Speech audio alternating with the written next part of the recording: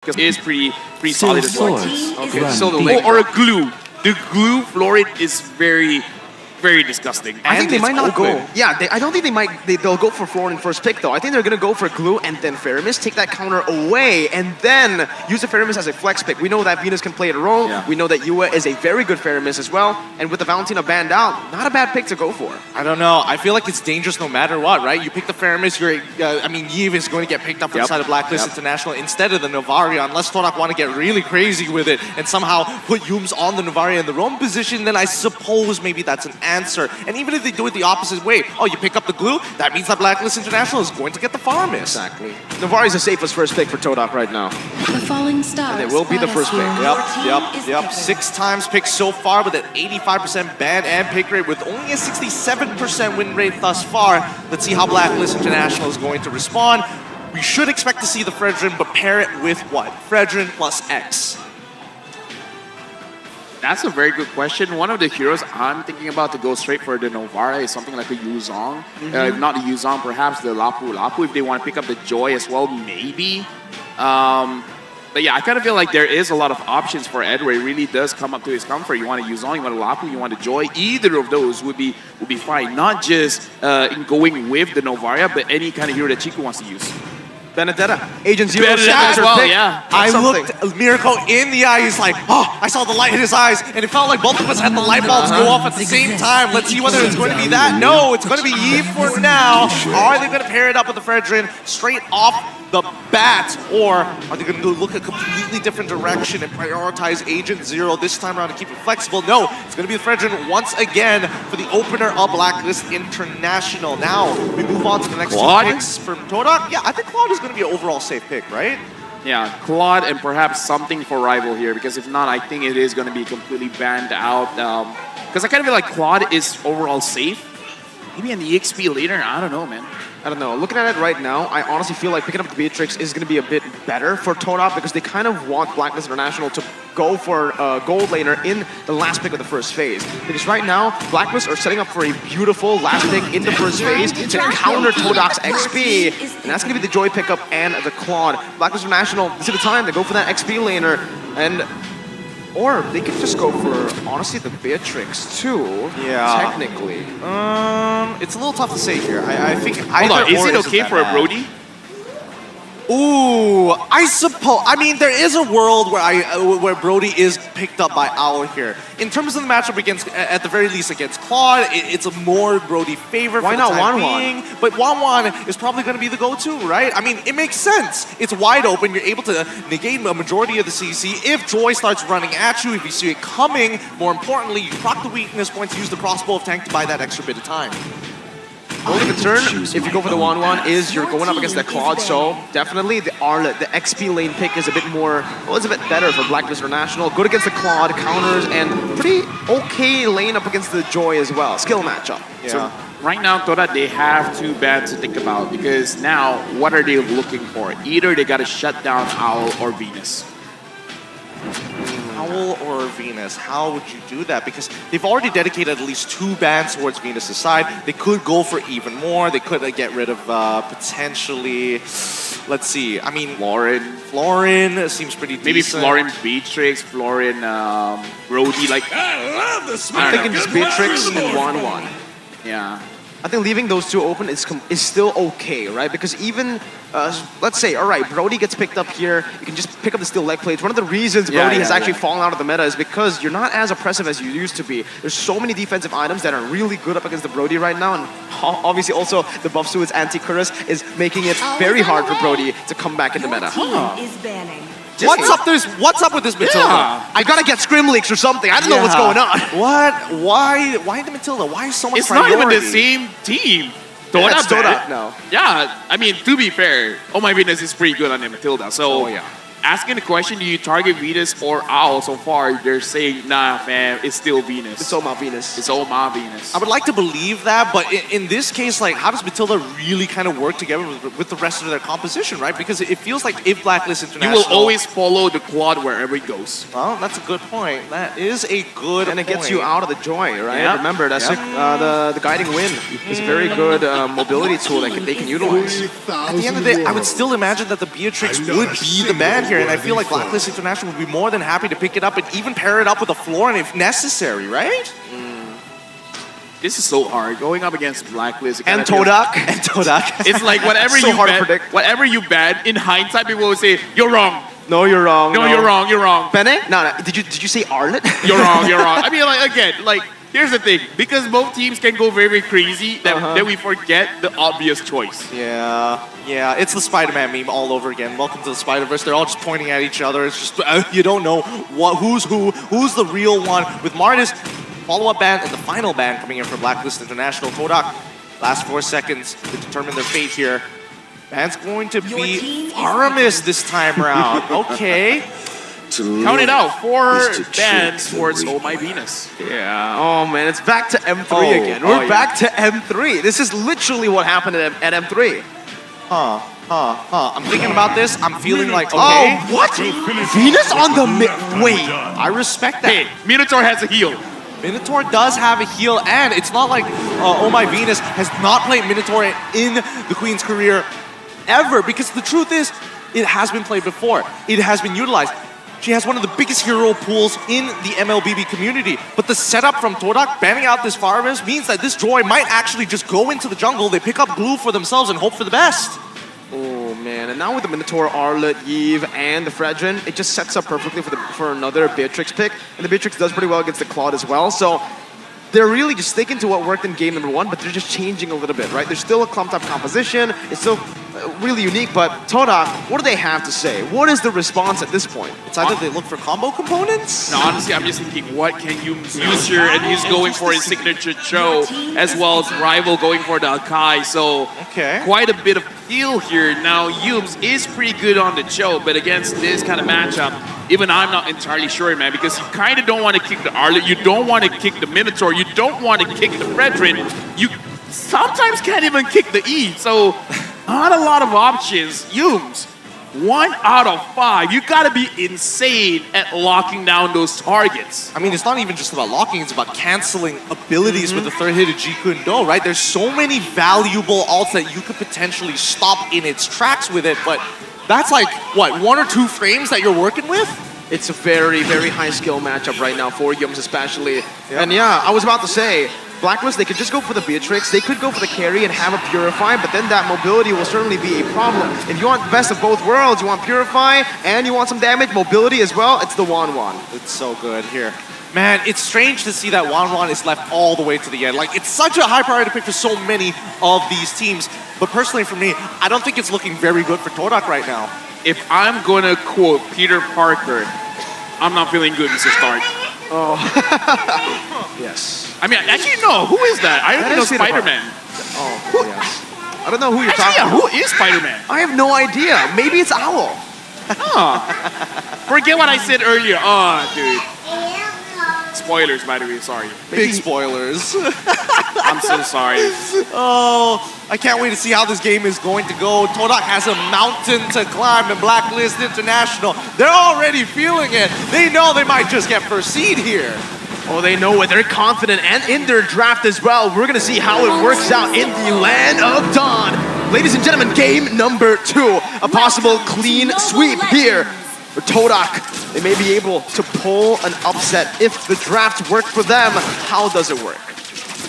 Let's find out. Let's prod at it. Let's prod at it and hope for the best, because now we're seeing an early level 2 opener from Edward as well as Yue working together on that top side of the map. Although mid lane has been early shoved just to secure this Litho Wanderer. Yeah, right now looking at the situation of Blacklist. Actually, again, because Yumes, I'm thinking on the Fredrin as well, because Wise can cancel out his Way of the Dragon. So, I don't know. We really got to see Tdk kind of like play out of their minds. They gotta out-micro Blacklist, but that's gonna be very difficult, man. They certainly have to practice their minds off to get a slight edge in the early game. I believe it's still neutral objective-centric for the Akai. Yeah, it really is going to be. Let's look at it in-game equipment, see if there's anything out of the ordinary. Nope, everything looks pretty standard here. Early like plates, a pair of pants for Rival early on. But at the end of the day, once those level 4s start coming on through, that's when the real action's gonna begin.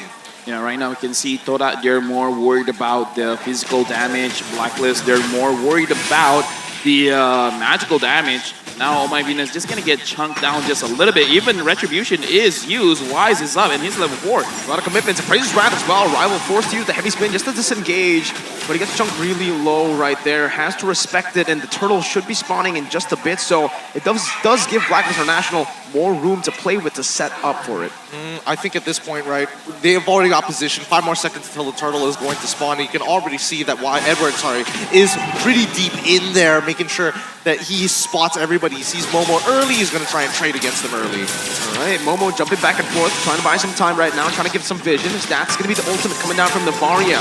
Rivals looking for Retribution right now. That's the minute Fury to cancel it out. Edward slashes it away, and that's Rival taken out. First blood over. Yums falls as well. Agent Zero with a double kill.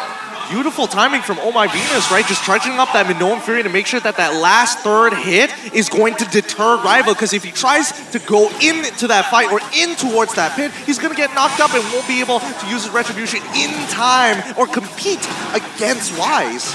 This is a very bad start for Tdk here. In fact, Blacklist International 1,000 goal lead at the first 3 minutes of the game. Wise taking advantage of it, actually taking some jungle away. Now Chiku guys, as well as Yums against Owl. Kind of feel like it is going to be a difficult lane for you to get a kill.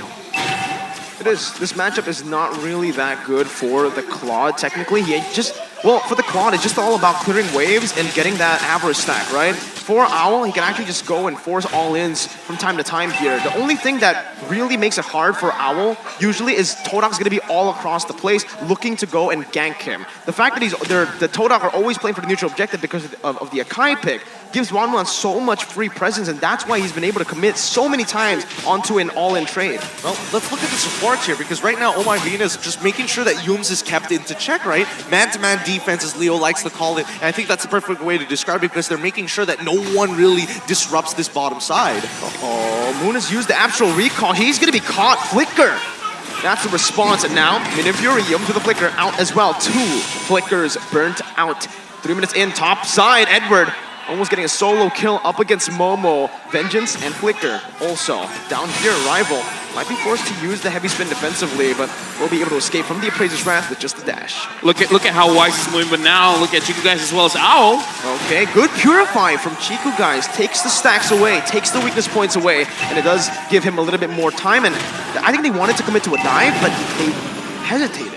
But again, look at how Wise was moving. This is the kind of Fredrin I'm talking about. Whenever he sees someone, he doesn't hesitate. If I'm going to retreat, I'm just going to retreat. I don't care about the neutral objectives. I'm just going to make sure that I'm going to get some kind of positive here. Speaking of Turtle, looks like Wise is going to take it for free. Not even a retreat there. He actually wanted to save it to go for a possible invade on the purple buff, but Rival just used his own retreat, knowing that, it's a bit too risky to go for that. Meanwhile, Chiku, it does seem like, thought that was going to hit. Owl looking for the, he can actually go for the all-in right now, but he has to be very, very careful with a few members already rotating down below.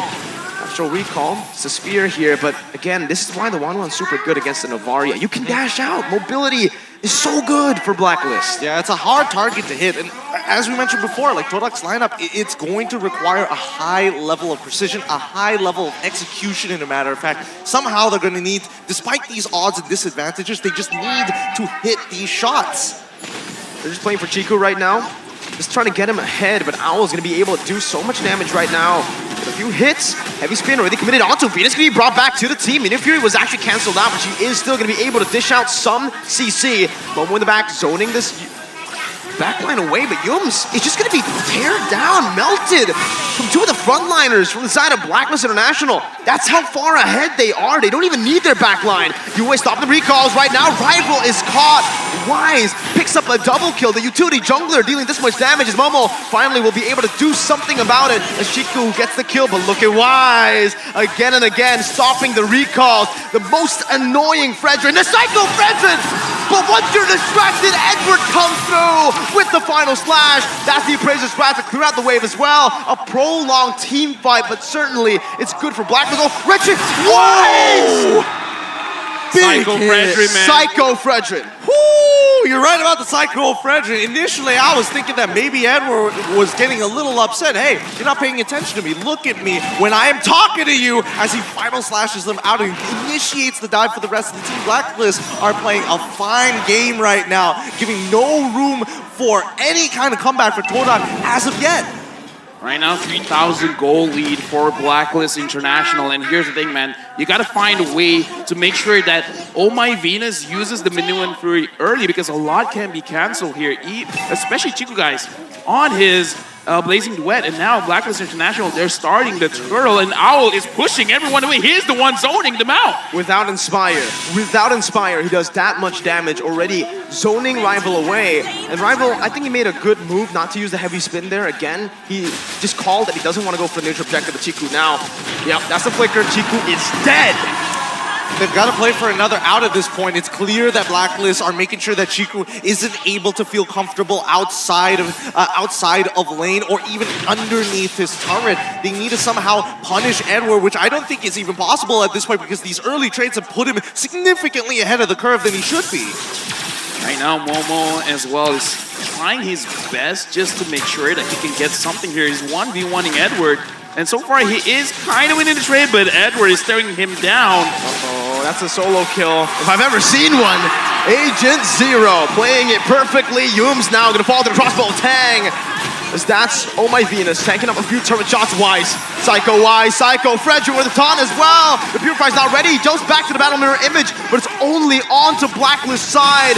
That's Yue with a flicker. Another BMI. Chiku, how long are you going to be able to run? How long can you prolong this? Getting the stacks. Yue, he's not even going to wait. He's not even going to greet it out. Instant real world manipulation. The respect given over. And even in the mid lane, we see Rival. He's going to get run down by Owl at this point of time. Good stun coming in from Edward as well. What can you really do realistically? Rival, he's going to get back out of here. Honestly, at this point, what I can see what Toda is trying to do is they're trying to minimize the amount of damage that they're receiving, clearing out the minions as fast as they can, making sure that Blacklist can't fully push it out right now. Looking at the gold difference here for the gold laners, 6,300, 400 for the 1-1 on Owl, 5,300 on Chiku, guys, with this Claude, roughly about 11,000 difference. 11,000 difference? 1,100, sorry. 1,100. That makes a lot more sense here. I mean, the gold deficit already is 6.4k, and the majority of it, and you know, considering everything that has happened, 3 turtles falling into the hands of Blacklist International, but more importantly, only 1 structure has fallen 9 minutes into the game.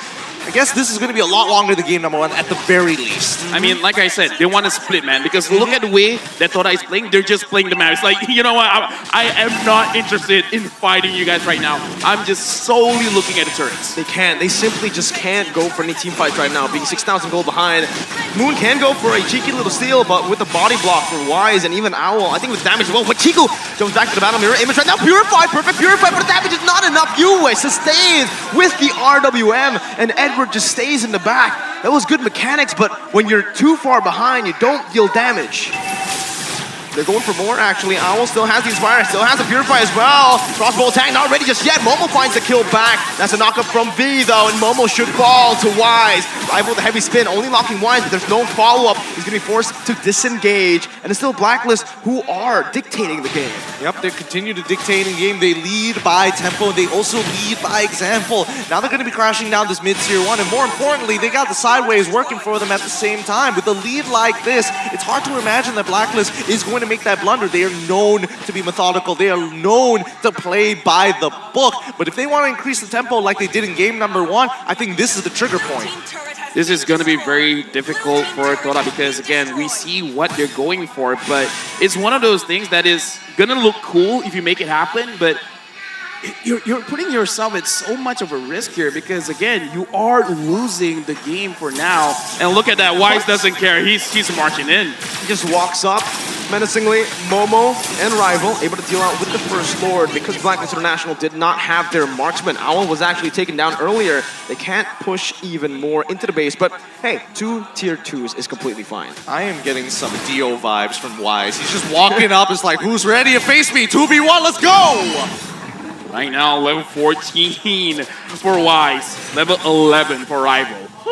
As a jungler, that does not feel good. That hurts. That hurts a lot. It hurts the soul to junglers all across the world here, as now the final outer turret will fall. And as I mentioned before, the trigger point, right? If Blacklist want to increase the tempo of the game, this is how they're going to do it. And we passed the 11-minute mark, and we're guaranteed to make it into the 12th before Blacklist will secure the next upcoming Lord. And I think that's when Todak are really going to have to put everything at the wall, but with such a lead that we see from Blacklist International from an 8.3, which is going to develop into a 10K lead when the next wave of neutral creeps starts spawning, especially the jungle creeps as well. Blacklist should have this no problem.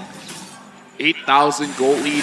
Looking at this situation, I'm even wondering if Todak forces a fight. Say Blacklist forces a fight and Todak finds a good situation for them to fight back. I'm not entirely sure if they have enough damage to actually win that one, because right now, Blacklist, they're very tanky. Having the Fredrin, having the Minotaur, having the Arlet, a lot of CCs, healing, very tanky. It's very difficult to drop this kind of lineup down, man. I mean, the only play that I could see that's viable right now is if Todak could somehow isolate Owl. We did see them try to do something on the bottom side with both Owl and as well as Yue paired up together. That could have been a point that Todak could have tried to send members down there to fight it out. But then there's always that realistic approach of maybe that crossbow attack could outplay the entire team and cost them the entire game. I think the problem right now is the fact that, you know, Todak have good CC lock. They have good single target damage as well, but they can't lock anybody down. Nobody in particular that you need to go for, right? Yue and Owl, those are the two main targets. Thing is, Owl has a built-in Purify, Yue is anti-CC with real-world manipulation. So this CC from Yue, oh my god, what a move by Blacklist. Instantly for the top, they move down below. Yums is completely isolated. He buys the immortality here. He's trying to buy some time. Claude is all the way in the bottom lane. He can actually go for the push here. Be careful in the bottom lane right now. Owl's gonna be able to find the crossbow attack, but in the bottom lane is gonna be the push once again. Yum's gonna be able to find the way the dragon, but his crossbow attack is still ready. Owl's gonna be zoned away right now. Look at the base. The base is wide open. Base turret gonna be taken down. Does he have enough minions? No. Two cannon minions right now. They might be able to do it. Chiku, guys! Against all odds! It's over. You have to wait for it right now. Owl's approaching, but it's all over! It's over. 8,000 gold lead! No. It does not matter! They live in the chaos! I called it, man. Someone clip that. Someone clip that. Tag me. I called it. For you to pick Blacklist International, don't think about a fight. Go for the side lanes. You're right! I called it. Someone clip that. Someone clip the things that I said, man. How? No! I can't believe that. Who made that call at the very end? Chiku! Yeah, 100% Chiku. It's not only that, it's the fact that Rival was able to lock 4 people against the wall, buying him a full 5 seconds, and that's all he needed as they chased them down towards the end of the map. Wow! What a game! I mean, Blacklist, they can't be disappointed with it. They're like, okay, fair play, but we're bringing this to game 3. The power of the slow push, that 2 cannon minion built up in the bottom lane. Oh my goodness gracious. Wow. Okay, I just want to watch the replay. As an analyst, it's good to call things out before the draft even starts. It does, but that is some That is Toda. Dude, they're like, you know what, if we can't beat you in a team fight, we don't have to. I'm at a loss of words. I'm just glad it's not a 2-0. It is. I mean, you called it, LaFell. I was already down, and I was like, yeah, Blacklist International basically have this in the bag. You can't beat them at the fight, but you can buy a lot of time, and apparently buying a lot of time is a win con. You want to show what I did after the draft ended? Oh, he was like... It's like, nah, it's not happening. The 2-0 is about to come, but man, now we're going to be moving on towards a game 3. Who would have thunk? Who would have imagined it? I mean, 8,000 gold lead. I think you would be able to imagine it before the series actually started, but then after game 1, you're like, okay. And then after the 8,000 gold lead, you're like, that's what I said. After the draft of game number 2, maybe it was the curse activated just as I do this, but what the heck? Okay, so if anyone wants to do that, because again, you got to look at the macro of what Toda did. That's slow push. Even if they die, look at the situation. We don't care as long as the minions die with us. Because even Yums, as a roamer, he's clearing the minions. They're proxying the wave, making sure that there's no way that the minions are touching the turrets. Because again, buying time, you can die as much as you want in game, not in real life, kids. As long as your turrets are there, there's always hope. And again, Chiku guys has this ability to see across the map. Spatial awareness. Spatial He's an anime character. And again, Psycho Frederick quickly retreating Humes, and then he's like, yo, I think Wise has eyes for me. I mean, that might have been the tell, right? The information is relayed, Rival sees the angle, Chiku makes the call, and it all dominoes into a win for Todak. And I honestly Replay. hope to see the replay just to see the full entire setup here. And LaFell, you gotta break that down when it does come up. But in the meantime here, we can bask in the glory that we at least are getting a game 3. I thought it was going to be the most anticlimactic last game in the group stages because usually we always have something going on. We always have a tiebreaker or just a 2-1 game to end off the group stages, and it was looking like a 2-0 and not even a close one at that. It was looking like a complete stomp. Todak, hey, expect the unexpected. I expected Blacklist to win in game 2. When I expect something, it does not happen. Yeah, even for me, I'm agreeing with Miracle throughout that game. I was like, yeah, this is not going well. Every interaction is not falling into the hands of Todak. Oh, look at him. Camera cut to him. Yeah, you look at the smugness on his face. I mean, again, I called it, but here's the thing. It's kind of hard to do that without the quad. I have to say that. With the quad, it's doable. But again, camera sees your focus on me. Called it. Bask in it. Bask in that glory here. I can't wait to see the post-game stats because, wow, people are going to be very confused when they screenshot this and post this on their own MPL groups. Like, what happened? I want to see the actual real post-game stats because I think most of the players from Todak were bronze. Like, they were all chocolate. It's a chocolate victory for them. So literally, it is a sweet victory. I want to see that. Someone please screenshot that in the back because I want to see full chocolate Todak who won against a full gold Blacklist. This is for socials as well. They'll be great to see. Right? That'd be great. You don't have to have good KDA to win. Dude, 2 kills! They had 2 kills! As well. Dude, imagine like people who did not watch the game were like, production made a mistake. You meant Blacklist won. No. MVP of the game. I kind of feel like KDA! let's go! 0! Hey, 33% T5 participation. to everyone who was spamming Chiku feeder, yeah, Yo. he feeds, but it doesn't matter. Fit He's to Chiku. win. Fit to win. Feed to win. I'm too excited right now. Because, dude, winning that way, mwah. Chef's kiss. Beautiful. I love winning that way, but I've never done it like 1-4. I'm usually Right? like... We can try that tonight. I guess 1-4. I've never seen a team get stomped so hard and still be able to pull off a back door. I mean, look at this heat map, man. All of a sudden, there's one dot in the base. Oh my Just god. one dot in the base. That's Chiku. I mean, his laning phase is all around, like the 4th minute down by the bottom side, and then eventually you see him rotate, and after that, he's just constantly #1 being targeted down by Blacklist International, never stopped moving up until the 13th minute where he stands at the crystal. Let's look at the highlights, break this down for us, LaFell. Breaking it down, Blacklist won. Yeah. Until they lost. I mean, again, what's there to honestly? 33%. I'm gonna be honest with you, LaFell. All It's gonna be really hard to do your job here because Blacklist were just stomping. There was nothing to analyze. Blacklist were just No. doing their thing. Okay, I can analyze because if only we don't see just the fights. Because look at the way that Todak managed the waves. I think that's the Okay. crucial thing. I think that is what all of the online coaches, online analysts have to look at this game. Because look, Chico guys already know he's gonna die. He did not attempt to run away. He just like, hey, wait, there's a minion there. I'm just gonna clear it. Just now, he cleared as well. Tried to kill Yue, didn't happen, but he still cleared the lane. I like how Chico already foreshadowed that play. He went back to a battle mirror image to try to kill Yue. So he's a movie. Yeah. No, he want. Look at this again. Gideon, you said it. Rivals stop absolutely everyone. Here's the thing: as a Novaria, you have the range to stop those recalls as well. You could astral echo, man. Like you want to recall? I'm gonna stop you just for a little bit. No one was able to recall. Look at that. And the best part, the Astral Echo also has a slow, so even if you want to run back into base really, really fast, you can't. You just can't. Look at this. What is this? Moon's probably the only one without the chocolate. Yeah, Moon's like, guys, He's probably the MVP. He's probably the MVP in game, and that's why, again, the MVP in game doesn't show you much. 1, 0, and 1. It's like, guys, I got this. I'm gonna carry you. we were talking about how Moon sometimes he makes the mistakes.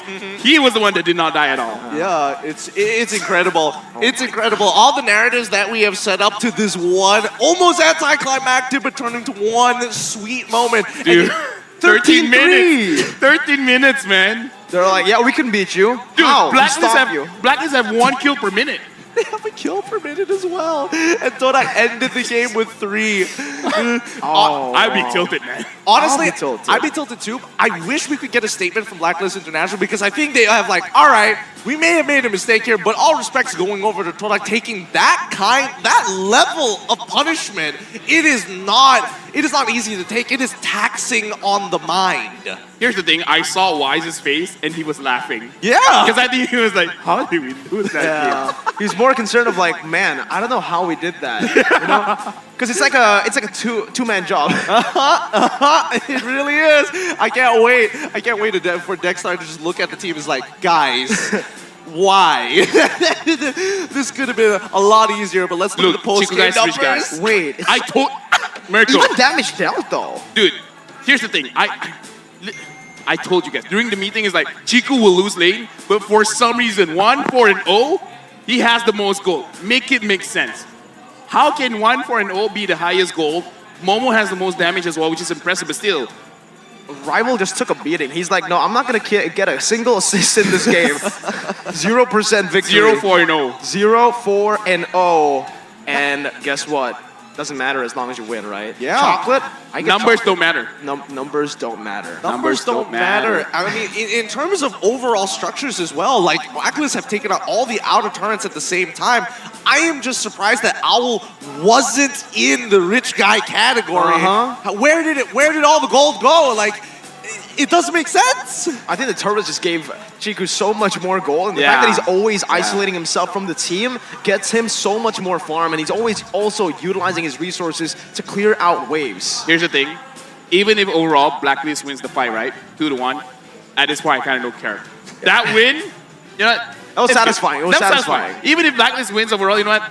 It's good. It's good. Like, we win like that. I think that is for the history books. That is for the Mobile Legends Book of Hall of Fame of games of that's very good that you didn't thought that would happen. Iconic moments. Yes. How do you get a win with only 3 kills? 8,000 gold deficit. 1-4-0 and the MVP. 0-4-0 jungler. Oh man, we have a joke in Malaysia that where we always saying like, you know, the split push meta is just it's for scrubs. It's for scrubs. It's the weakest of the weak. The weakest meta, and yet here we are. You know, I used to say that as well for all the items. Everybody who builds defensive items, I call them a certain word. Nerd. We can say it here. Yes, there you go. Nerd. You guys are all nerds. But when you do it in the competitive stage, I don't think you're a nerd. I think you're an absolute Chad. Especially if you pull one off like this. You may be a scrub in your ranked games, but if you get all the way to MSC 2023 and you do it like that, 1-4-0, and you win the game, hey, you're not a nerd to me. Yeah. Shout out to the weakest meta in Malaysia, split push. Shout outs to the weakest meta. Wolf is in Malaysia right now, I believe. What? Yeah. Is that? Oh, wait, yeah, Hold on. He's got yes. a layover. He has a layover, to be fair. He's going to be stopping in Malaysia first before heading over into Cambodia. I don't know. I would like to get Wolf's thoughts at the same time. No. But then again, No, don't get him on it's guard. safer not to. No. I'm convinced these guys have actually Oh, the locked shoes are one coming up in a room. The shoes are coming off already from this guy. No Wolf. No Wolf for now, but hopefully maybe that was the solution, right? All this time that Todak has been coming up with those weird drafts and making analysts across the world be angry, just like, well, the fact that we don't have to deal with this curse, not this time. I mean, all you gotta do is break the crystal. It's not that hard, man. I mean, just break the crystal. No big deal, No right? big deal. It's just like, it's just one thing. Just attack it a few times, eventually you fall. It's not that hard. Yeah, just don't die, nerd. Just don't die. I mean, you can die 4 times. 5, that's too much. You know, the greatest part is that we have 5 minutes to fill in here, and we're supposed to be like, post breakdown. what in the world can we actually Come on, say Muto, to do we set want this us to break up? that down? For 5 full minutes? Actually, I could probably do it. Honestly, we could, but I think more importantly, these 5 minutes are going to be crucial for both of these teams because even when we look back at it, Tdk is going to be thinking, all right, guys, we got really lucky there that we had an opportunity to bounce back, but the true question is how do we actually fix this draft? How do we fix the game? They're playing a little nervous, but with a bit of momentum and hopefully with this spark, we could see a potential even game in round 3. Yeah, usually in the best of 3, especially when it goes all 3 games, we get one stomp game from one side, from red side, and then we get a stomp game from blue side, and then we get a close game. This time, we have a stomp game from red side, and then a stomp game from red side. I don't know what's going I don't know what's coming up. I'm nervous for it. I'm honestly nervous for it. I'm just worried if the Claude has been banned out. Because, again, like I said, you could do it with carry as well, but you got to secure a Franco or a Kaja. Right? Certain heroes can definitely push to end. Brody as well, but again... Moskov, but again... Natan, actually. No. But the thing is, Claude has the best mobility, and Chiku has so much games on that Claude, right? So I kind of feel like if the Claude has been banned, although if the Claude has been banned out, maybe the Ling will be let through. There you go. That's what I was actually going to bring up right before you mentioned, because Lance, Ling, and also the Kaja. It's okay, LaFell. It's okay, LaFell. Anyways, Kaja, Lance, and Ling. Those were the 3 bans, and yeah, it makes sense. The Kaja really disrupts what Blacklist International have going for themselves, especially if they want to go for something like a Diggy, right? Suppression and single target lockdown. I think Zayn was able to do this as well at M3, using a certain hero that single targets, a hero that a lot of Indonesians just completely dislike. You can be the biggest douche in the world as long as you don't pick this hero and it's Saber Rogue. Or Saber, just Saber in general. You know what? You could be, you know... You could be the biggest douche in the world. As long as you don't use Saber Rogue. You're a better human being. I mean, you know what? If I'm Toda, I kind of don't care. Yeah. Winning's winning, so it is what it is. Saber gold lane, maybe. Who knows? Yeah, we have people who commit war crimes and underneath them is just Saber players. So sorry for all you Saber players out there. You're having a bad reputation right now, but you know what? You deserve it. All right, okay. This is so gonna get clipped, by the way. It probably is. It probably is. Now, Tdk gonna be making it back up onto the stage. Blacklist International taking a little bit more time to really start thinking about the draft because again, it's that give and take. What are they going to let go at the end of the day? In match number 1, we saw that a Ling as well as the Lancelot get banned out towards that second phase. Game number 2, right at the very first phase, we have sniffed it out. We figured out what you want to do, and now game number 3, where do we go? Legit, I don't know. I almost don't care. Yeah, I almost don't care. I just want to see a good match. Exactly. Like, Muantana, I'm sorry, but we're not going to analyze the game. We're just going to let it happen. We're going to enjoy the moment, man. We're going to do the fan speak. We want game. Exactly. Game now. We will be just viewers. We'll be the netizens, man. I like how, like, MSC 2023, we just haven't been seeing any backdoors, and today we see 2. On Claude. Donut and now Chiku. Dude. It's rad. Slabell. All right, Blacklist Mirko is so back. cringing right now. It's like, I don't know. That was like an Indonesian meme like a year ago. I don't know why it's now getting No, because Malaysia, we picked it up. Because we noticed you guys have stopped. We got to continue it. Yeah. It's like the bot, sorry. It's basically like once the Saber Room dies down, we'll resurrect it. Please don't. It's one of those memes where it's like, when are you going to let it die? When are they going to finally put it in the ground? The Valley, dude. No, it's Hey, outplayed. it's outplayed, bro. No, not a good time. Not a good time. In the meantime, here with 1 minute and 30 seconds left before we start getting into towards the draft, at the very least, hopefully, I said at the very beginning, we're going to see a different side. I didn't expect them to double down. I thought we were going to see a new version, not just the same version with pumped up full of steroids. Again, really, I'm just waiting. I'm just waiting to see the draft. I honestly don't have anything to say. I'm just Right. I'm hyped again to see game number 3. I actually imagine what if legit Claude gets banned, and this time Chiku does use an assassin or a fighter, but just someone that can legit push the turrets, right? Like Hayabusa Gold Lane. Yeah. We saw that at M4. Didn't happen too well, but It didn't work out. that was M4. This is MSC. It's been 6 months since then. Hayabusa has not been changed. But you know. Close enough. Close enough, yeah, close It's enough. changes in Chiku's books. Oh, not entirely wrong here. Not entirely wrong. Maybe, well, maybe because of, the adjustments to the gold lane, at the very least, marksmen aren't scaling as quickly to start picking up on those steel plates soon. Well, at least there's one thing I know. I know that Blacklist International aren't really going to change much because, again, they were winning the game. They don't really have to change much. They don't have to adapt much. They just have to be. They just have to really care about. We that gotta talk one about thing. this. Okay, finally decoded. Ah, that title. Oh, you guys in production really got us good here. Finally decoded. This is the first official game win of Tdk against Blacklist International in the international scene. Currently with a score of 1 win and 5 losses against Blacklist. Here's the thing, we only won once. But oh, what a victory. We're gonna hold it over. We're gonna hold it in Malaysia for the longest time for like no reason. We won, but it still feels like we lost. 13-3. Everybody's going to bring up the scoreline and you're going to say who won. 13-3 every single time. But this is it. Only one of these teams are going to be labeled as the first seed, and the other will be pushed to the second as we come down to our very final game of today. Let's jump into the draft. I already see a Ling band there, so let's check out the bands. Blacklist International, they are first pick. They're not changing the bands, man. They're not changing the bands. They don't need to. Again, they don't really need to adapt even. Even when the Claude is up for grabs, they smash the Claude. It's just, they got to pay attention to that bottom side a bit more. No Varia band here?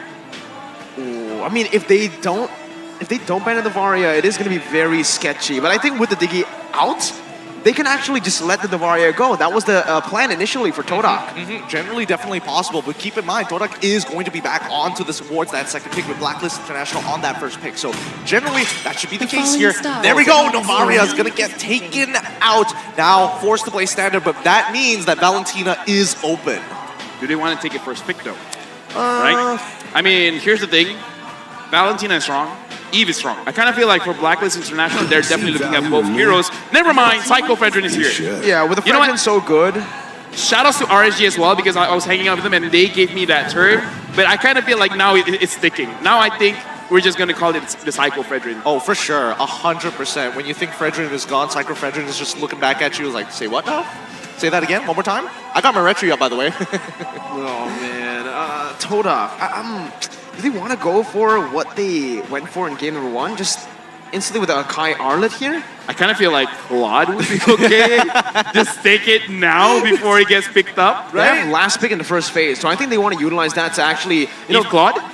Maybe pick Claude, right? Again, Blacklist International can simply just pick up that Claude away, but Tdk, I don't think they want to. Do they want to be that one-dimensional? Just go for the Claude? No. Martis and Valentina. Very interesting, yeah. This is a rather interesting pick here because we do have 50%, current 50% win rate on this Martis, but it's also a considerable flex pick for both Momo as well as Rival. It can go into the EXP and as well as that jungle position, and I think for Momo, he's definitely comfortable with it. We've seen Fredrin openers happen before in MPL MY. They played against it many, many times, and even during the SEA games as well, we did see a couple of people make that same attempt to snowball Martis from the EXP lane. I'm going to do you one better. Maybe Chiku guys. Don't look at me like that. I mean, like, are you really gonna tell me there's no world that Chiku guys doesn't use the Marcus Gold League? Oh, man. He probably does somewhere in his ranked games, but maybe for now it might be a bit too crazy. We'll have to see what Blacklist International go for first. And they go for the Minotaur and the Yi. So with a few heroes banned away, with the SS and Diggy banned away, it's, I guess, Venus's third most comfortable pick. It is going to be the Minotaur, which is, again, very uncharacteristic because we've never really seen Venus on a full initiation hero. Thing is, Blacklist don't have dive. And right now, Tdk. Oh my god. And they're picking it up again! Alright, Chiku guys has dealt 100% of Todak's turret damage with a total of 20,068 damage to turrets last game. 100%. Oh You know my what? goodness. This is a different kind of funneling. Yeah. That is amazing. I've never seen a turret funnel before, but I guess we've seen it now. I think Chiku told the team, you guys just clear the minions. Yeah. Don't even touch the turrets. Distract them. Destroy your own body for me. This is some sadistic. This is some sadistic. sounds like a gameplay. masochistic. He sounds like a dictator. Masochistic. I Oh. mean, anything for the win, right? Anything for the win. anything at all costs. All right, let's see what the second phase is going to be here. Because again, the fact is that Tdk is going in blind with this Hilda, right? They have Quad something then, right? in mind. Oh, wait, now that I think about it, at the very least I know that Hilda is able to cancel out a decent amount of abilities, and I think it might be applicable to Minotaur in this case. I haven't seen a lot of that interaction, so that is very interesting to see here in game. Right now, as we're talking about the quad ban, even the production is like, okay, let's Even reset. they can't handle the Yeah, even drafts. they is like, come on, it has to be a quad, right? If it's not, then disrespect. I don't know. I feel like, again, Tdk might just be trying to force that Beatrix out. And yeah, it's not going to be... I don't think Claude sounds like that. So Blacklist International did not go for the Claude ban here. That sounds like a... Carry. Yeah, it sounds like a carry, yeah. All right, so get rid of the carry. I mean, it makes sense, right? I mean, carry is the obvious counter pick to basically all tanks in this game, and you've got two of the beefiest ones right in the first two picks for Blacklist International. We come back over to Todak's side, and it's going to be the Beatrix ban this time. We are seeing some form of adjustments in the second phase. Do they want to pull off the Natan again? There's no dive technically from Blacklist International right now. And for Tdk, look, they have two physical damage dealers. They're setting up for something magic, I believe. Lunox? Ooh, Lunox jungle. That is very interesting, man. Lunox jungle. I I like how you say Lunox jungle instantly when it comes to Tdk. It's, you know, They made it a signature for a reason. it's very interesting. Chiku guys was the one that used the Lunox jungle, but it's kind of like one of the process of interviews. Like, yo, you want to enter Tdk rival? Can you use the Lunox jungle? And he's like, I can try. Chiku made sure that he could use it. Got the job. Got the job for sure. Lapu, no Claude ban. So the Claude might just come through here. But if they do go for the Claude, Tdk are going to be severely dependent on physical damage right now. Yeah, I agree with you here. I think even for Blacklist International, they actually respect the fact that anti-CC is going to be a little bit of an issue, so getting rid of the Lapu is always going to be great. We know that Valentina is susceptible to CC, but if you're still the real-world manipulation, that opens up a couple of options. But let's not forget, the Minoan Fury can also be stolen at the same time. They want to go for Joy right now, is my question, right? Good dive up against Blacklist International, good mobility to try to face off against the Minotaur as well, and has a bit of anti-CC within her kit. And deny. And deny, and magic damage. I don't know. I feel like even Arlet might actually be a little bit more suitable in these particular cases. At least with the Final Slash, you can start denying abilities. Nope. Harriet. Yo! You say Here we Joy? go. What did you say, Joy? You know what? Yeah, you know what? I'm just trash. Let's just throw all of We're the... bad at the game. all the data terrible. we have here, yeah, let's just throw it out. I mean, We why do need we it. even have data Right. for Tdk? You know what? Production has been keeping us up to date with all the stats, but even then, it's still tough to predict what's going to be happening in this matchup. Blacklist International start things off in the second phase with the Arlet for themselves, and I think that's great, especially when you're up against a Harith. It's always good to be able to kind of lock him down just for a couple of seconds. Here's the thing. It kind of shows to me that this time Tdk, they want to fight. Looking at the draft right now, they're like, yeah, just now we gave you guys a lot of room. This time, not gonna happen. Oh, and even Blacklist want to fight too, locking in the Brody into this matchup. I'm liking it. This is going to be a high body count game. Oh, Tdk can just go for something like a Terizla now in the XP lane, put the Martis in the jungle, and the Terizla is going to have a lot to say. Anti-CC, once again, in the penalty zone, is a very good counter onto the Brody early to mid when he doesn't have enough attack speed to get those basic attacks off because it cancels it all the time. Yep. Or the Lunox jungle. I like how we default to Lunox jungle Because we're talking about, if we're talking about anti-CC, we have to talk about iframes, right? They basically come hand in hand to each other, and there's not a lot of heroes that do that. Oh, Yu Zong! Okay, you know what? I You guess guys are bad about the game. We're terrible. We're terrible. None of our predictions correct here. None of our calls. To be Wolf fair, found can people really blame us? I Is it mean, really our fault? It's I Todak's mean, fault, I think, more than us, right? I don't know. LaFell was able to call it in game number 2 how this game would eventually end, so... But he's Malaysian. No, I'm calling for this game. It's What's gonna that be a supposed brawl. to be, man? I'm calling this game a brawl, man. Calling it a brawl? Once Chiku has 2 items on the Harith, it's all looking for blood. All right, Clippers, hold him accountable for it. Let's find out. Is he going to be 2 for 2 here? He's 1-0 currently, and I'm expecting everybody to show up in the mid lane and start battling it out. The crowd's ready. You can see them, man. They are ready for this third game of the series. We expected anticlimactic after game number 1, after the stop of game number 2.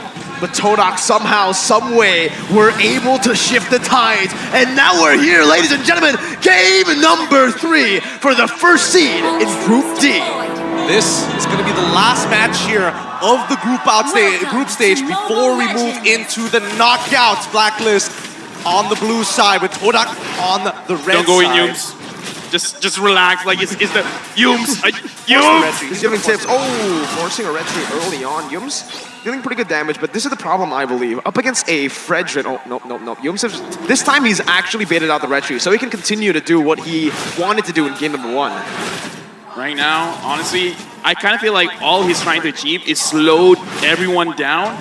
But while we're having this time, we're seeing Yums take a beating, being a bit masochistic here.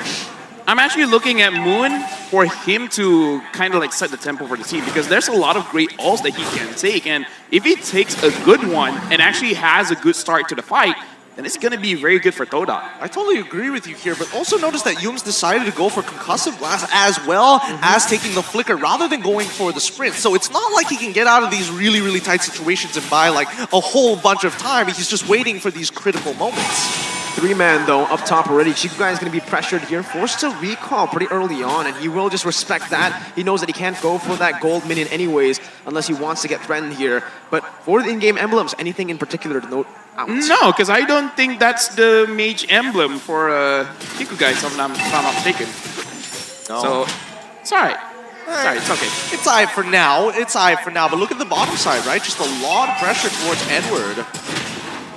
Edward so far still doing quite okay. So for both teams, it looks like they're showing their face and then they're like, can we do this? No, we cannot. So at least for both teams, they're being respectful. Not a lot of crazy kills in the early stages of the fight. For now, Chiku guys as well as Owl look like they're doing quite even, though I would say Chiku guys is trading a little bit more HP. Now Black Dragon form from Momo looking for Wise.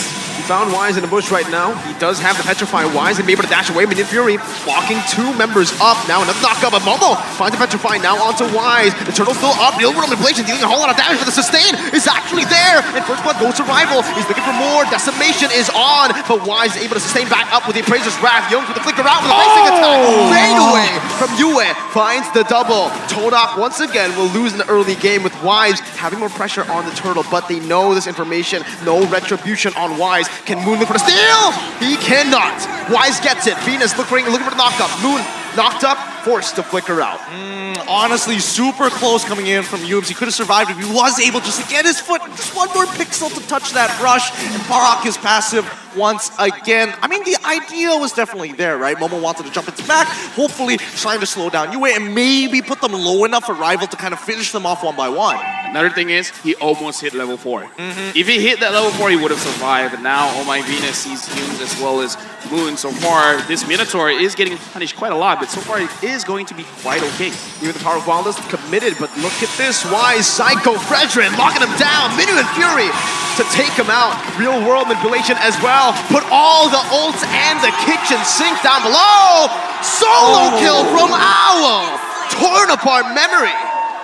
Oh, that's not what you want to see. That's not what you want to see. Blunder after blunder coming out for the side of Tdk, but this could be a repeat of game number 2. Who knows? Tough to say, but you're going to have to keep your hopes up. So far, so good for Blacklist International, right? You can definitely tell by their movements. They're not looking for these big invades. They're just making sure that the river line is going to be safe. Oh, what's going on in the mid lane?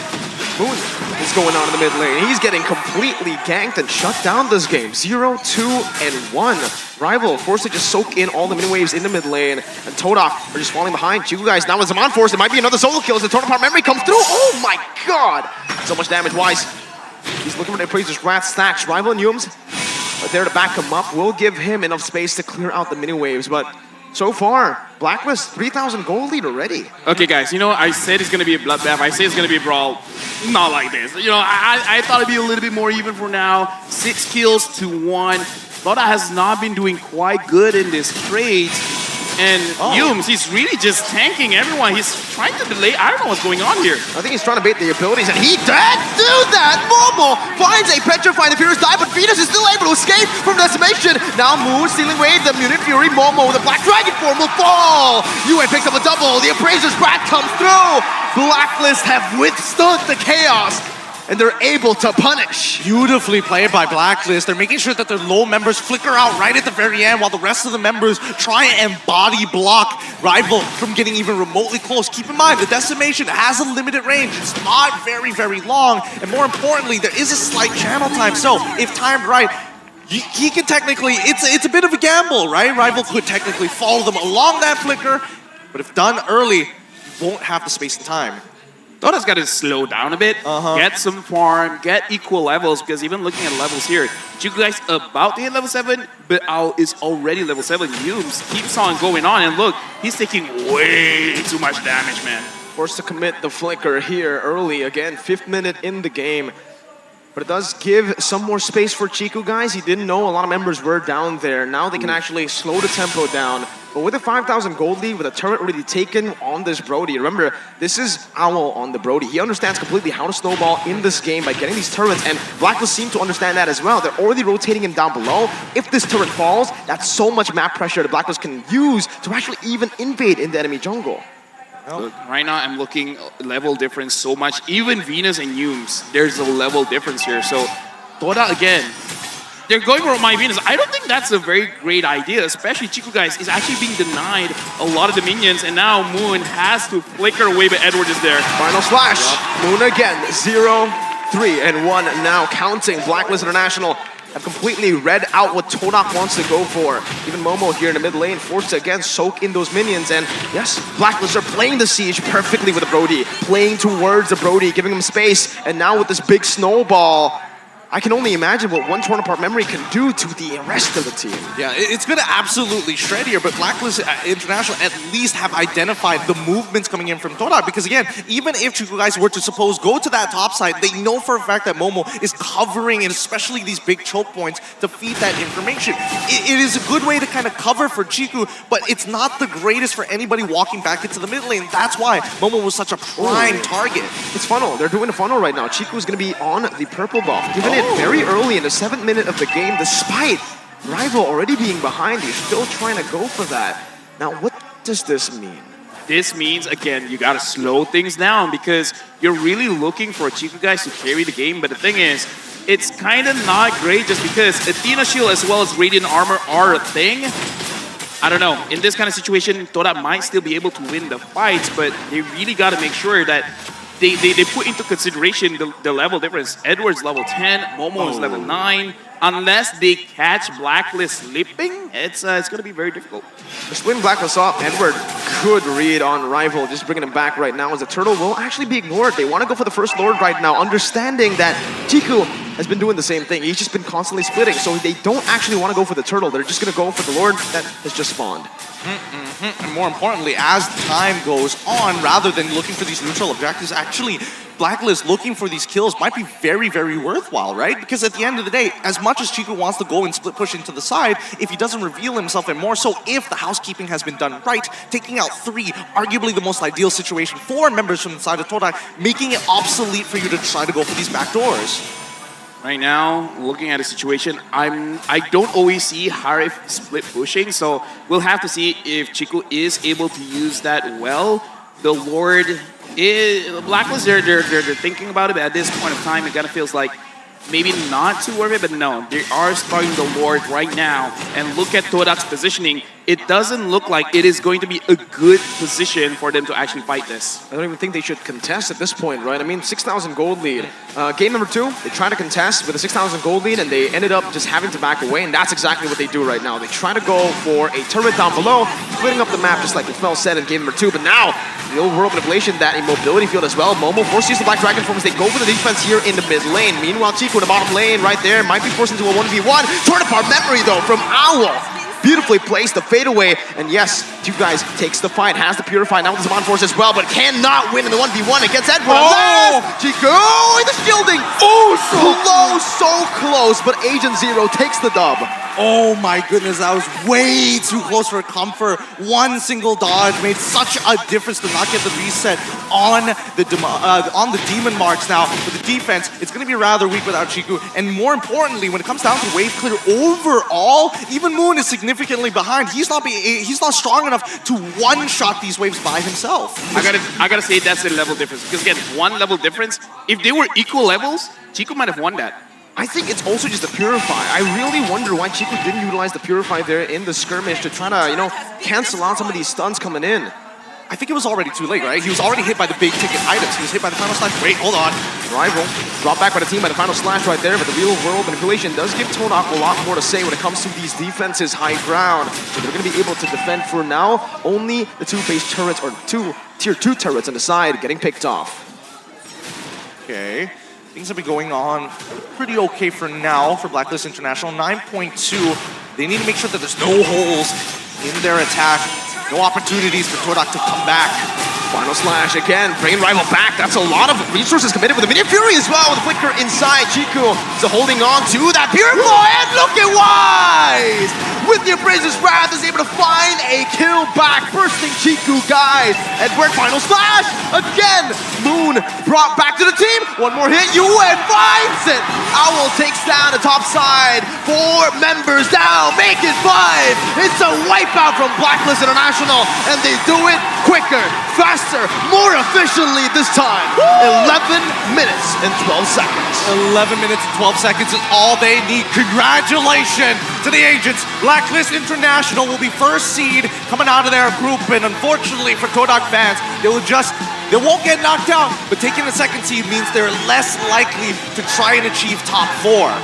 Here's the thing, now I kind of feel like Todak, this could be a wake-up call. Now they understand the strength of the competition. We're gonna have like, what, 2 days between now and the knockout stage? I kind of feel like those 2 days has to be utilized well by Todak because, again, the third draft, it was quite, I would say all 3 drafts were a big risk. 48 hours to utilize for all teams to figure out how they're going to start playing against their opponents, and not only that, fix their own gameplay. Let's keep in mind that the draws will be happening later on, but we're going to be throwing it over to our host up on stage. Mickey, please take it away. Blacklist! Okay, can you please come here?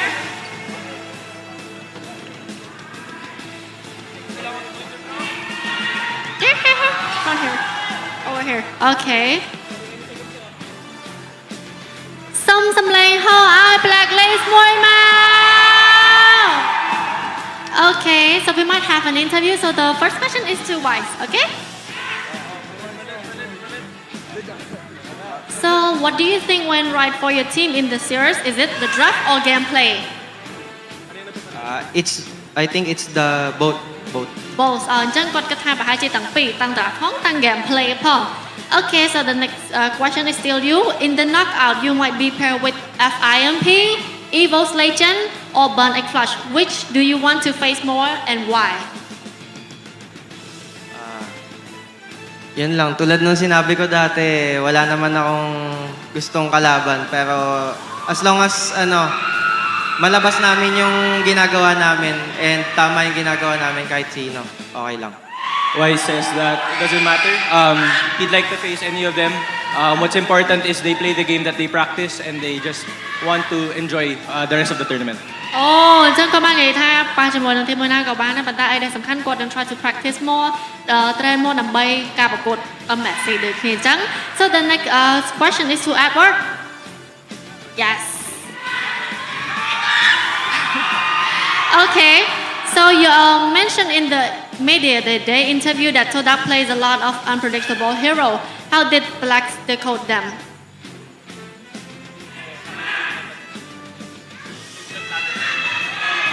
Yun nga, in-expect na namin na may ilalabas silang bagong hero. And ayun, nag-prepare kami, nag-prepare kami ng para yan. they prepared for the exotic picks. They expected it. They expected it and they prepared for it. គាត់ expect ហើយគាត់ក៏បានរៀបចំទុកជាមុនហើយដូចគ្នា So the next question is to your idol. Oh my goodness. Okay. Okay. Okay. So the question is, how do you like Phnom Penh, Cambodia so far? I actually like it a lot. The people here are very supportive. Oh yeah. Yeah, and I can feel it right now. Okay, so thank you so much to our Cambodian supporters. Okay អរគុណអ្នកទាំងអស់គ្នាដែលតែងតែ support ជាមួយនឹងពួកគាត់ហើយគាត់ក៏បានឃើញឥឡូវនឹងដូចគ្នាដែលមានការ support Blacklist ចា Okay, last question is to your idol also. Oh my goodness. Final word to your fan here in the hall and across the world.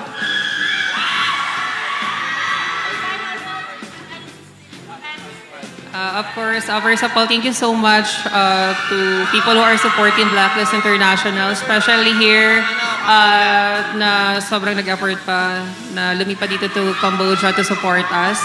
And to all our Cambodian fans here who are watching in the venue, thank you so much. And to all our supporters who are watching online, yan, thank you. Okay អរគុណអ្នកទាំងអស់គ្នាដែលតែងតែ support គាត់រហូតដល់ឥឡូវហ្នឹងគឺយកខ្លាំងមែនតើអ្នកទាំងអស់គ្នាក៏នៅតែ support គាត់ដូចគ្នាសង្ឃឹមថាអ្នកទាំងអស់គ្នានៅតែបន្តការ support គាត់ Yes ជាមួយនឹង Blacklist សូមសម្លេងហោគាត់មួយមក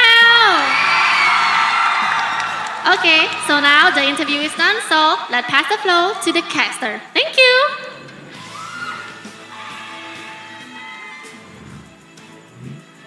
Thank you so much for Radamiki once again up on that stage. She is crushing it on these interviews, and especially with Blacklist International. Great words coming in for the Queen as well as the King themselves.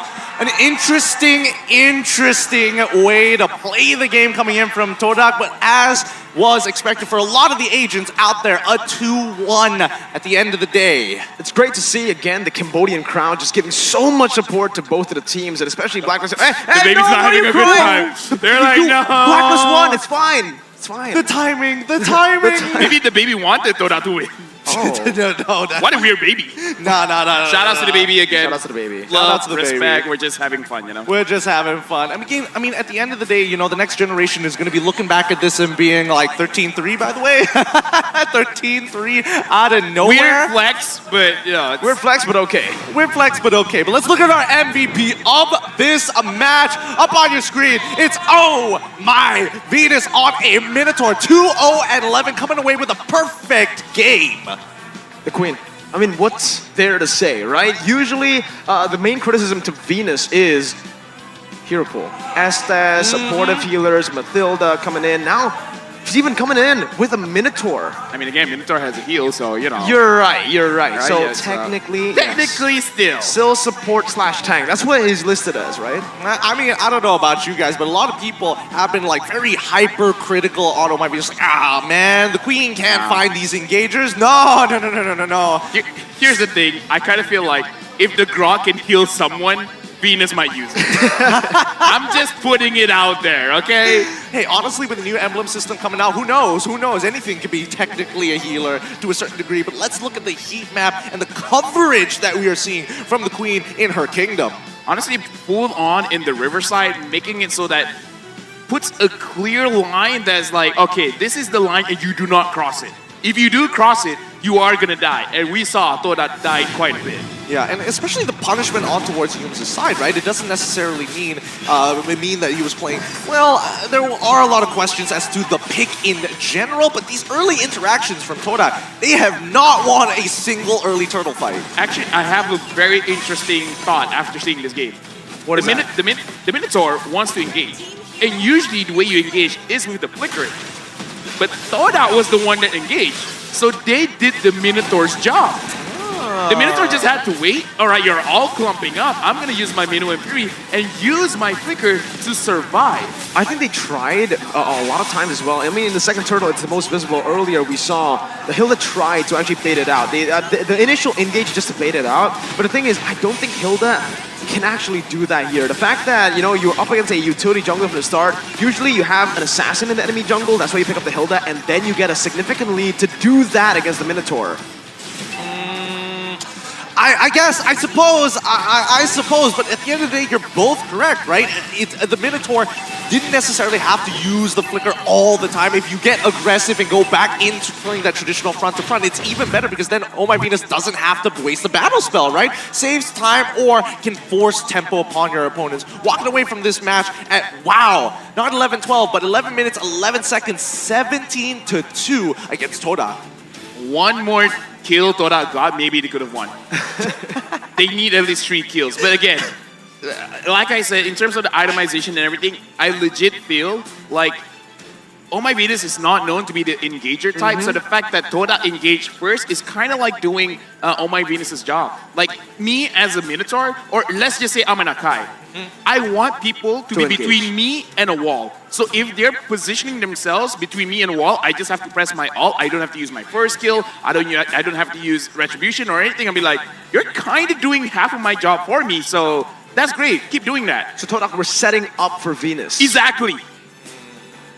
Did they want to look tantalized and bait it out maybe for a re-engage? Yeah, I kind of feel like that, yeah. At the end of the day, levels is power, naturally, right? It's not just about the items, it's just making sure that you are going toe-to-toe evenly. Like what you mentioned before, when Chuka Guys was going up against Edward in that 1v1, that one level difference could have been what made the difference. We can bring that up, but honestly, I need to bring up the fact that, you know, just individually, I feel like Todak are not performing to the level that Blacklist International are, because Chiku Guys in lane, again, with a Herod up against a Brody, a Purify built in, an all-in hero up against the Brody was losing 1v1, right? And even the Yuzong, a lot of people consider the Yuzong to be a good matchup against the Arlet. Momo losing in lane. I think just these individual matchups are not going well at all for Todak, and it ultimately made them so far behind to a point where, again, 1 level lead. The fact that Edward had a 1 level lead shows you how much better he was in lane. Yeah, but I think that was clear already in game number 1, that they are just not playing up to the standard of Blacklist International. And I think even for Edward, I think the most challenging was game number 1 when he was fighting Joy into the Arlet. And even then, it was like, okay, that was the most 50-50 we've seen thus far. And then the rest of the match was just continuously smashing up his lane. Even for Owl himself, like Chico had a lot of tight moments and ended up getting punished for his own blunders. Actually, yeah, again, they gotta brush something up. Is it mental? Like, are they tired or something? It's definitely something that they have to pay attention to, because again, in this MSC, you don't have a lot of opportunities to move forward. If you lose, that's the end. Single elimination knockout stage, remember. And now that they are in Pool 2, they will be faced off against the top teams from one of these groups, or Group A, B, or C, right? Because you can't meet Group D anymore.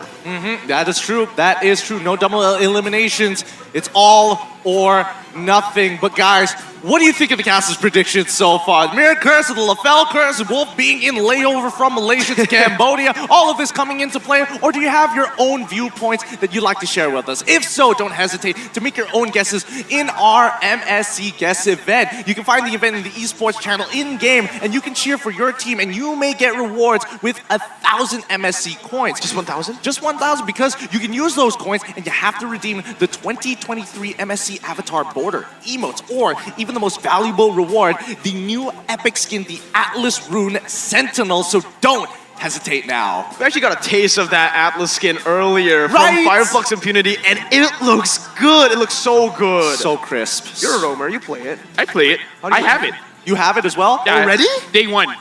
Oh, fair enough. I fair enough. bought He's a pay-to-win kind of dude. I mean, here's the thing. I got the diamonds, so I got to flex, man. Okay, so that means 2 people currently on the broadcast has it. We need to catch up here, Miracle. We really do. Let's have a look at the updated group stage standings. In Group A, Echo sitting on top with 5 games already played, with overall dropping only 1 single game over to Fireflux Impunity sitting in C2. In Group B, it's RSG. Who would have thunk? The Singaporeans rise to the top as Evo's Legends will be right under them in C2. Perfect run, by the way, for Yep. RSG in Group B, where a lot of people thought it's going to be Evos and Phoenix. It's going to be Phoenix #1, Evos #1. That was the only argument pre-MSC. Looking at Group C, we have Onyx also with a perfect run, but Burnax Flash just behind them. They're dropping only 1 match beforehand and still making it to C2. Group D, Blacklist coming up strong. Very similar to Echo with the game wins and game losses. And Todak in C2. Here's the thing. As a Malaysian fan, looking at everyone from seat 1, Yeah, I don't want to fight against any of those. Exactly. Now that's why first seed is so important, especially for Group D here. Earlier, as it was the last match as well. Here we go, ladies and gentlemen. Knockouts group draw seedings. It will be later on. We will have that, but this is how it's going to go. First seed will be drawn from second seed opponents, but cannot be within the same group. So, for example, Echo cannot draw Fireflux Impunity. Yep, so they only have 3 other opponents to take on. And I am praying so very hard that Todak doesn't get matched up against RSG, because every time a Singaporean fights a Malaysian, it's never a good time for either one of the regions. So you'd rather Todak meet Echo Onyx?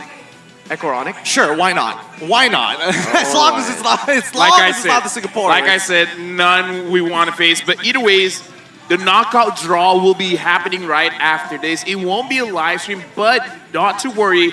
All of the team's representatives will be here watching the draw as well. You guys make sure, pay attention to the social media postings, because it will be posted up very, very soon. Again, I kind of feel like the most important thing is Seed 1 won't meet Seed 1. It has to meet Seed 2, and they won't meet each other in the same grouping. So at least the saving grace is thought I don't have to place against Blacklist again. The thing is, ladies and gentlemen, they chose Mirko and LaFell to do the group, to do the knockout stage draws. So I don't know how this is gonna go. I don't know what's gonna happen. I have notoriously actually given Indonesia so many bad matchups in the past. Hey, look, let's calm down here. The fact is the Miracles and LaFell were not exactly in play today, maybe like midway through, so maybe only one person gets a bad matchup, but at the end of the day, MSC is powered by Munton, supported by ROG, the official gaming phone, and Secret Lab, our official chair partner. MSC 2023 would not be anything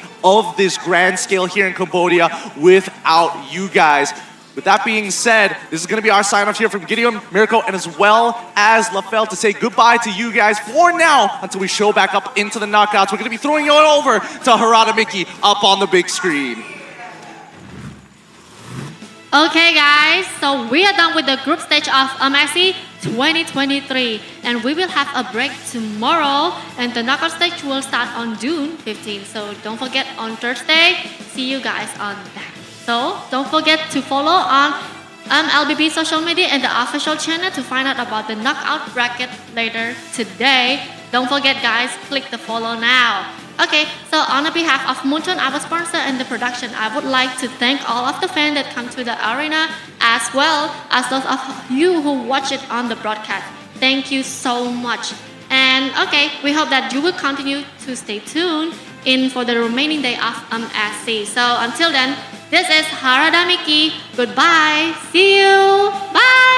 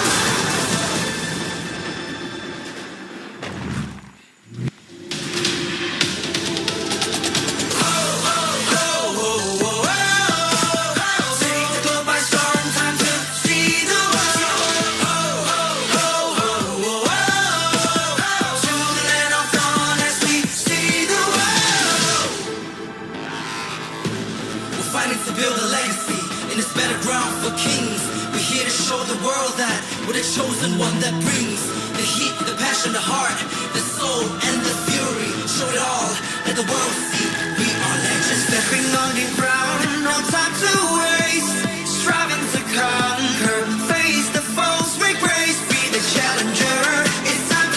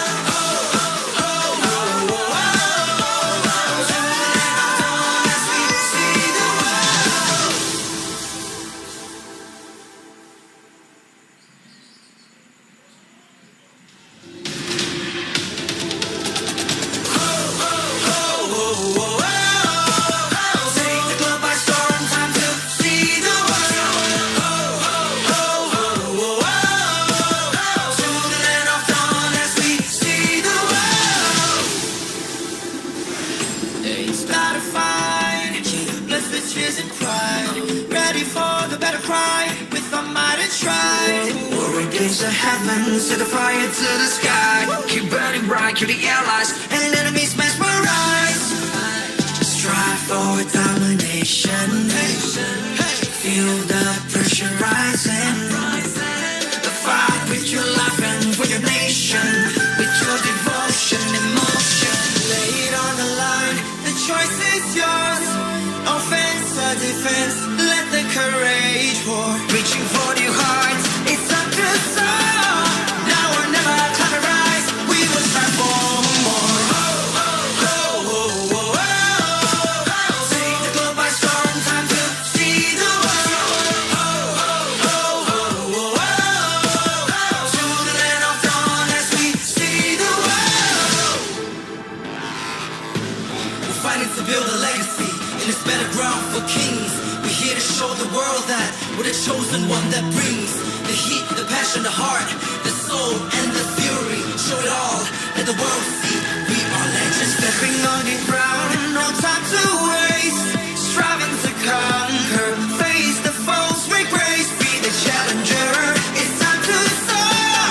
Now or never, climb and rise. We will strive for more.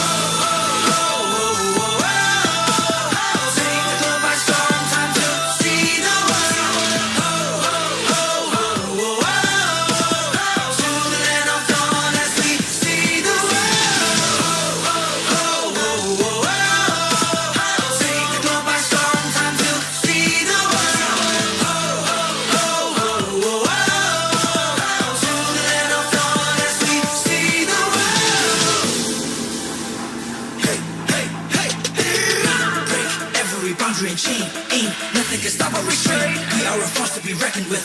Destiny, kingdom, and man. Shining like Atlas, winning of madness. Count us for practice, that is his match. As we are the heroes here to slay. Never back down, never astray. Fatal length. Cynical swing. Match by match, day by day. Determination, they won't let us sway. S-E-A, see the world. Mission to conquer. S-E-A, see the world. We are warriors. Lay it on the line. EVO's Legends Indonesia. Can EVO's prolong the series? It's gonna start from the drafts. Adjustments in the drafts. Do we need it, LaFell? I kind of feel like no. You should. Oh, never mind. He said he should. Okay. I mean, I guess. The hero doesn't agree with you. Yeah, I guess Fredrin is the one answering for us. Thank you very much, Fredrin. You know what? We have a seat here in the caster desk if you wanna take part. Pretty good looking guy as well. We have Frederick in the desk. Yeah. We have Fredrin in the game. I'm Ayman. Is there any hero close to name Ayman? Badang, close Amon. enough. Amon. We have Amon. Dude, I'm good looking in the game, man. I can burst people out. All right. You can see here Okay, maybe I should move RSG on. and EVOs, they have opted to go for the same side here coming to game number 2. Glue once again banned by RSG. Here EVO's Legends swap things out a little bit. It was a 1-1 ban and it's now a Fredrin. Will RSG continue with the Lancelot? I do think they should, and they do. There's not much other picks to go for right now in the bans, right? I mean, for RSG SG, if it ain't broke, don't fix it. The Glue Lance Fanny ban worked out really well, and especially considering EVO's Legends want to go for that 1v9 strat. Getting the Fanny out of their hands is definitely really good because RSG struggle in the early game. I just wonder, based on what Lushikiri showed just now, even though he got the MVP, do you think that EVOs would look at it and be like, Kaja has to be banned? Because again, we saw that RSG was willing to take it first pick. I don't think so, but you think that they just let the Kaja off, right? I think the Kaja should still just be let go. I don't think it's that prio as well. I mean, looking at the patch notes as well, you know, Kaja has been nerfed a couple of times, so the Kaja really shouldn't have been that efficient. We haven't seen that many Kajas in MSC, so not much. RSG was, I think, the only one that made it work so far, right? 1-1 still open.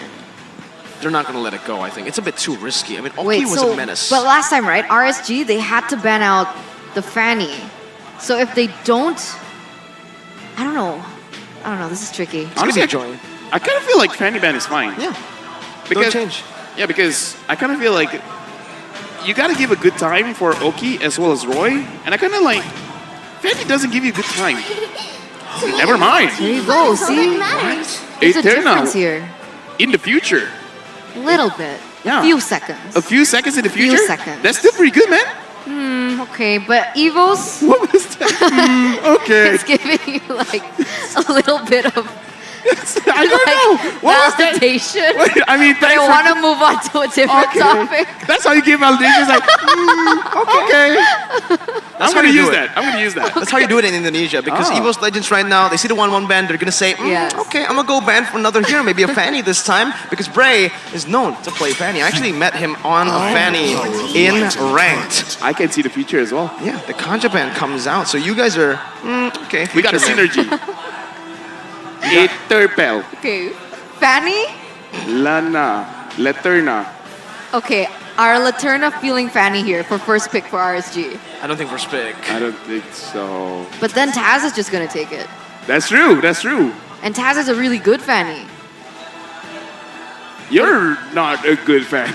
Yeah, I'm not. Yeah, I neither don't of us think are. Neither of us are. Fiodak is a really good Fanny, and even Kyrie said he was the best Fanny, but I What else is think open? Taz. Do you want the E first pick? The Yi first pick could Kinda definitely dangerous, right? could definitely be picked up here for RSG SG. But They're- Oh, dude, you know what? Bro, what in the world? right. Dude, look at the screen, man. Man, the dude. screen can't even believe it. Dude, no one can believe it. You know what, Mirko? I thought I'm taking all my headsets. See you tomorrow, man. See you tomorrow, man. Eterna is going to be solo casting for the rest of the day. No, Okay. no, never mind. Okay, but the Valentina comes through. Flexibility is the name of the game for RSG SG. They want to utilize that flexibility, and they want to dictate the draft. yeah. And now Evos can just go Fanny. Fanny and E? Arlet is open. Arlen? Oh.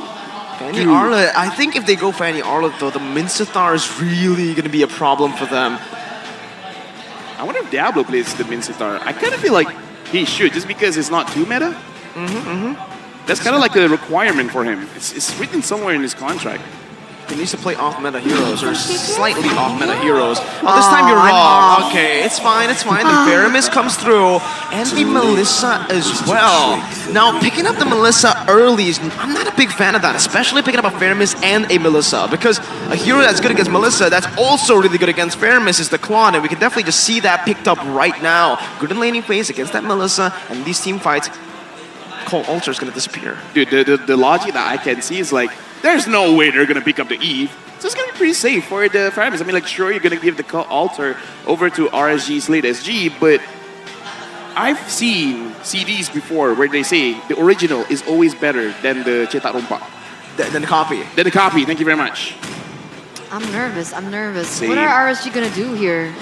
Time and With tide the waits for Beatrix, no okay, one. so not Oh Early my Badang? god! Badang If you're early? clumped up, if you're clumped up, fist crack, baby. Early Badang, man. I feel proud.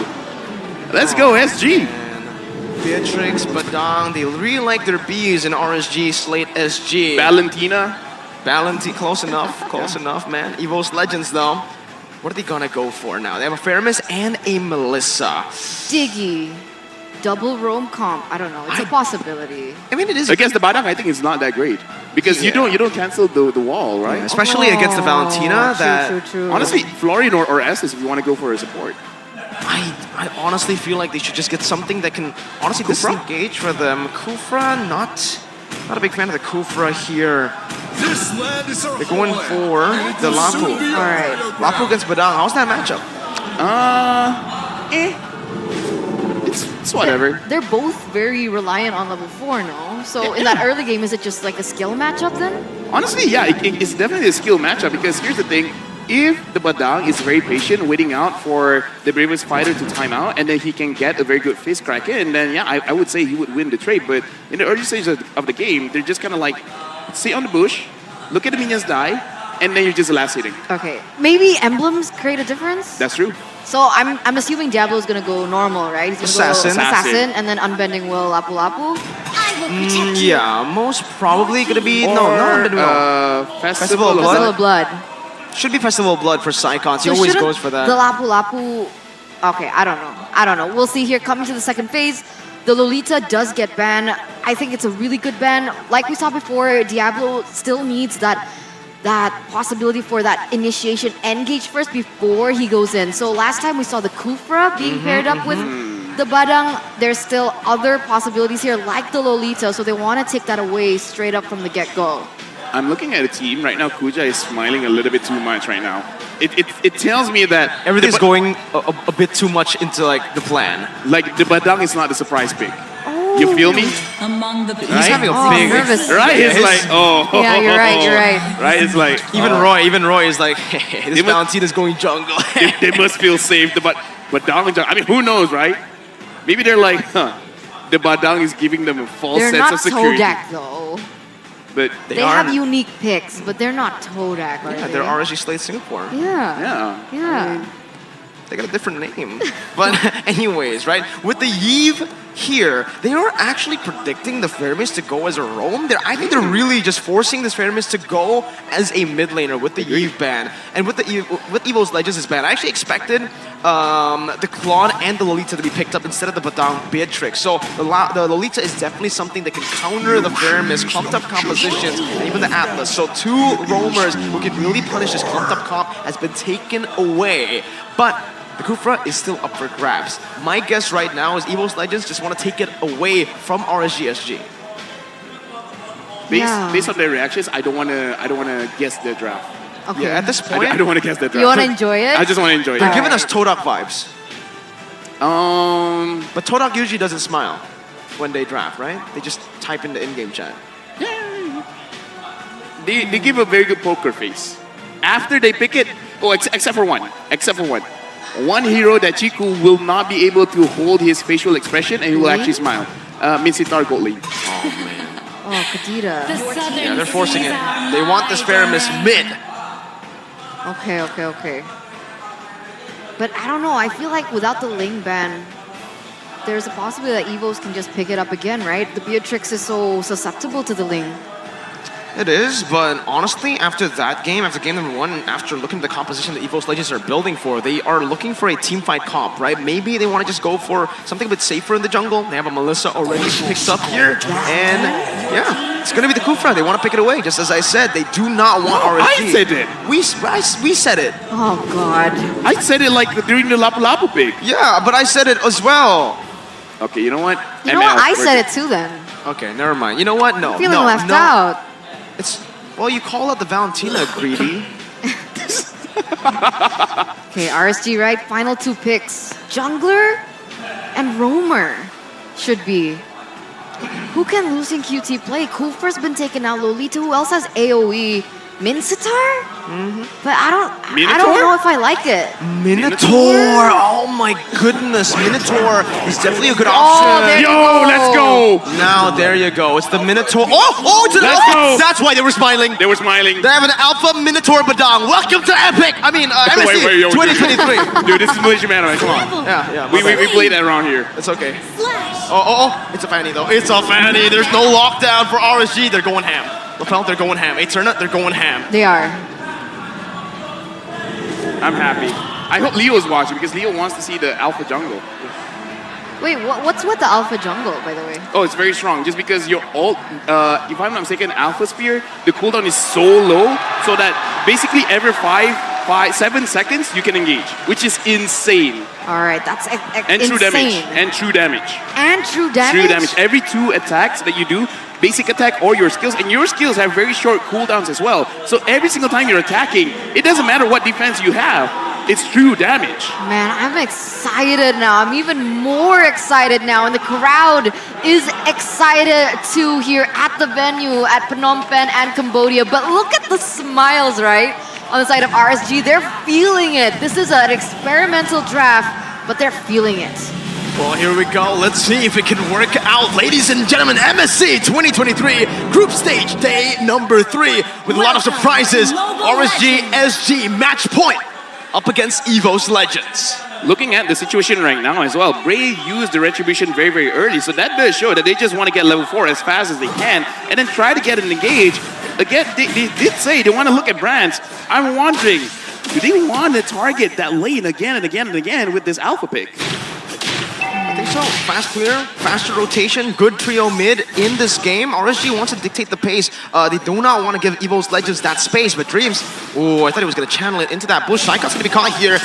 That's a knockup on the Heejum. Roy's doing some damage. Diablo's rotating really early, and Bray, I think, was the one who took the lethal, right? Yeah, it was. Yeah, I gotta say that Diablo is one of the most active EXP laners. Taz goes in.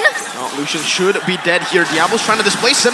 Good flicker from Lucian QD. Oh, that's good displacement from the side of Diablo. Getting him out.